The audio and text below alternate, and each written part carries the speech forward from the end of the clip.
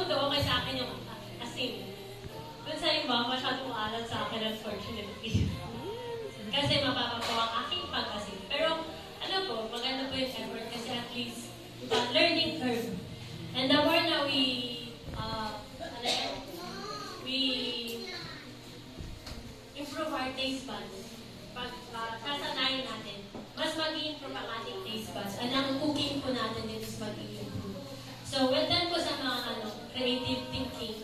Ito, very creative ang thinking niya ng salad kasi ang pagbat naging salad ko. Ilocana kasi siya, Ilocana. Pwede pa hawak. Nandyan yung asawa. Yan. Kasi hinihingi ang video nila. One. First is, parang sa akin is watery siya. Yung juice. Watery siya, I mean, less ang water, increase ang yeah. Kasi parang nakita ko kanina is less yung less yung mga solid, less yung water. Tapos, yung juice ba? Yung buko juice. Ang juice mismo, less siya. Kasi usap ko rin kanina ko, watery masyado yung juice. Dapat less siya. Tapos, dapat ang ginamit nyo is pineapple. Para neutral siya. Pwede siya sa vegetables, pwede din siya sa juice, ay sa fruits. Yun. Tapos, yung minudo, it's okay, not bad. Hey. At least there's room for improvement, di ba?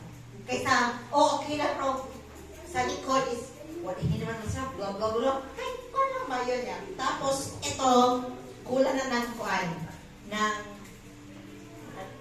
yung, kasi, pakikuan ko, lemon at saka salt, kulang na siya for me.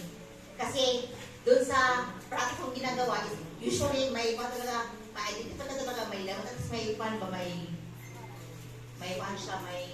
lasa. For me, walang lasa eh.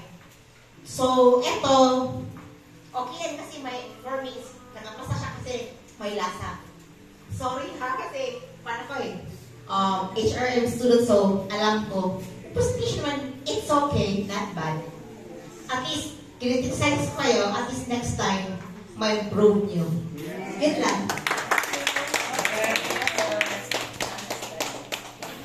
Sige po. Okay, salamat po sa ating mga Okay. Okay, thank you po sa ating mga orador. Masarap po ba? Okay. Kami? Kaus niya yung mami. Okay. Kami, bali na lang kayo po.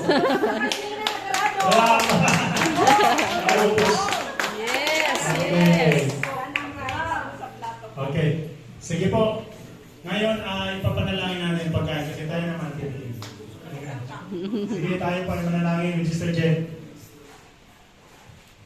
Tayo po ay manalangin. Panginoon namin na makapangyarihan sa lahat. Maraming pong salamat sa loob na talento na ipinagkaloob niyo sa bawat isang maghanda nito. Patuloy po namin nahihingi na ang kaalaman ng mag-improve po ang aming pagluluto. Nang sa gayon ay bigyan po ng blessing po, hindi lang ang aming pamilya, kundi ang bawat tao na nakapalibot sa amin. Panginoon, nawating itong pagkain nito ay bigyan niyo po ng blessing na maging malakas po ang aming pangangatawan, malinis po ang aming mga dugo. Patuloy niyo rin pong provide ng mga tao na laging pagkain sa kanilang mga kapag. At itong pagkain nito ay maaalala namin ang iyong kadakilaan sa aming buhay. At magpapasalamat kami ng buong puso habang kami ay kumakain. Maraming salamat, Ama, sa pagdinig ng aming panalangin. Sa pangalan ng Jesus. Amen. Okay, ilabas ang mga plato. Okay.